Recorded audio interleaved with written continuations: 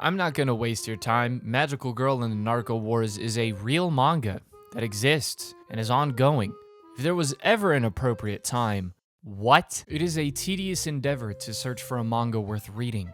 40 minutes in and I thought, man, if only there was a channel that existed for... Oh, right. As the search went on longer, my standards started to drop and my eyes caught this. The Magical Girl part, not at all. I lumped that in with Hero, My Life, Isekai Level, and Girlfriend, which I'm sure all that put together is a real fucking manga. The Narcos part is what made my eyes pop out of my skull, and like a morbid murder story, I just had to see what the fuck is going on.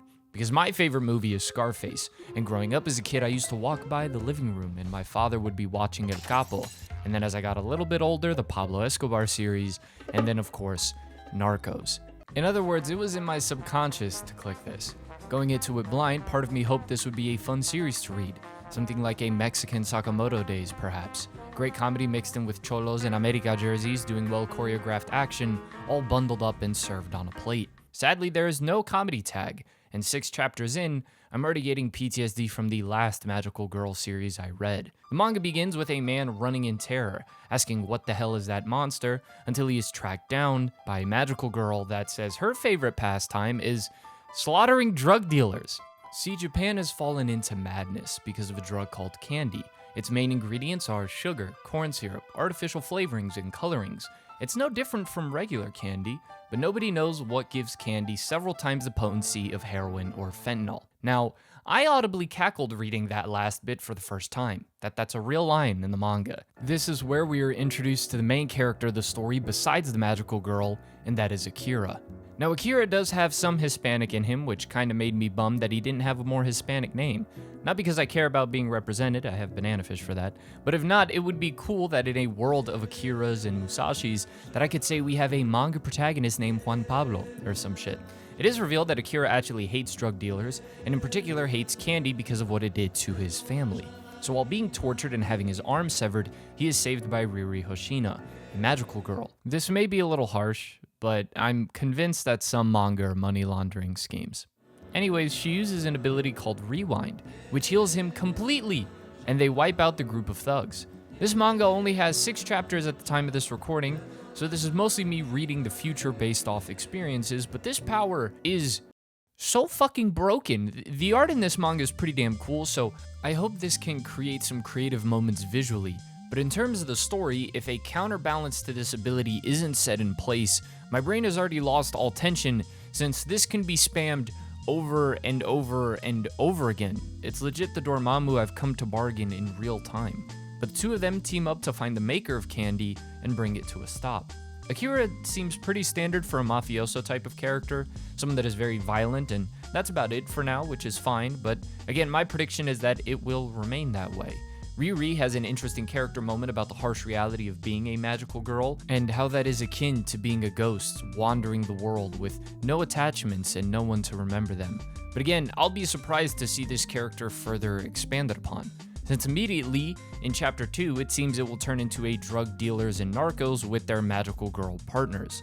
The final aspect that remains to be explained is the wars in Narco Wars. This big plan was put together to expose the magical girls that seem to be behind this, working with the Mexican cartel and pitting the manufacturer against the black market dealers, setting into motion the Narco Wars. Okay, so look, I don't give a flying fuck about this manga.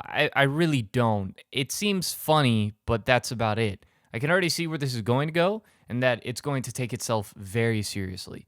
Despite this being made for people that are either into sending gore in Discord servers or people that I wouldn't allow near daycare. Okay, that's harsh. I'm kidding. Relax. I could be completely wrong, and I hope that I am. Hell, if the main villain goes by Chicharito, I'll take all of this back. But with only 6 chapters out, there isn't much to praise or criticize, and very little to actually make fun of yet, believe it or not. So here is something to undo the brain rot of the last few minutes.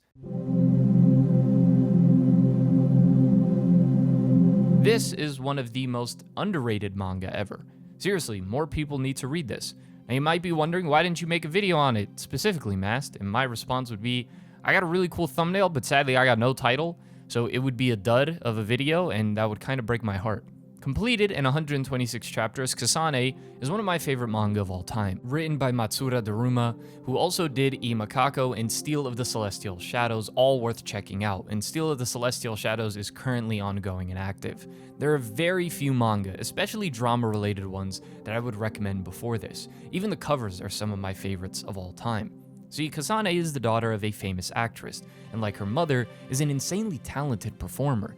The issue is Kasane's face is fucked up, and that comes with the harsh treatment and bullying during her school days. After all, the beautiful are loved and revered simply for being born beautiful. But she finds her mother's lipstick, which allows her to steal the face of anyone she kisses. This turns into one hell of a story with one of the best main characters, period.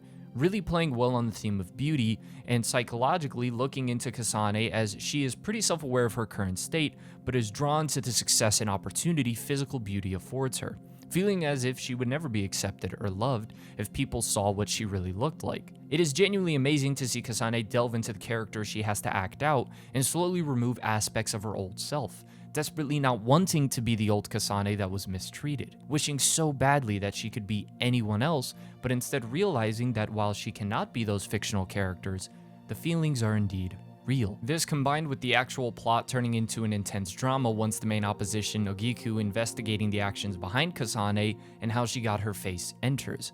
So you get this intense game of cat and mouse while what's going on with Kasane as a character is being reflected in the plays she acts out.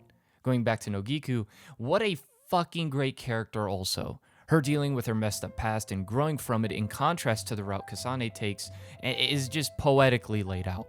The nature of the acting and plays being the setting for the story also allows for these more dramatic and romanticized monologues that happen in the story to feel appropriate. As soon as I thought this story might get stale, an element is introduced that adds a feeling of unease and chaos and ends in a Shakespearean tragedy, as if there was any other way for this story to conclude. Not sure how ethical it was to switch up a review video halfway through, but I promise this series is worth your time.